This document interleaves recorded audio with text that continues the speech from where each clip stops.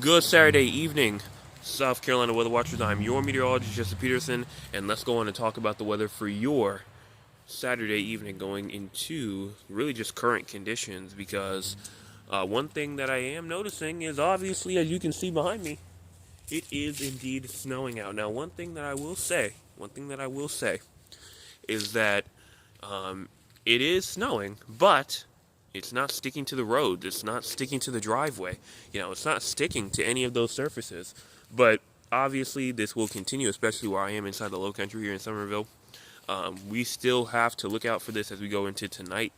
But that's going to be interesting to see in the morning is if we have snow piled up on the grass, snow piled up on the cars, all that kind of stuff, but no snow on the roadways. That actually would be pretty good for a lot of people, but maybe not so great for a lot of other people because they may want a break. But also, one thing that I also need to talk about is these winds as well. Winds, just as I was about to start talking about my next thing, the wind started to pick up.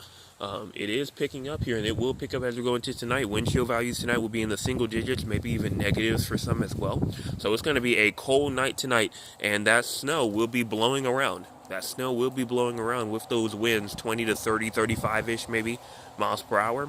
And not only that, but as we go into tonight, it's going to be freezing. That water on the roads that are currently there right now may turn into ice, which could also be another issue as we go into that being tomorrow going into Monday. Excuse me if you hear any loud cars on the roads, because there are still cars out driving. Not too many, but there definitely is still a good amount of people driving right now. But that's pretty much all I have to say. Make sure you tune in tonight, 9 o'clock p.m., Saturday evening forecast update on the actual computer, and I'll be back then.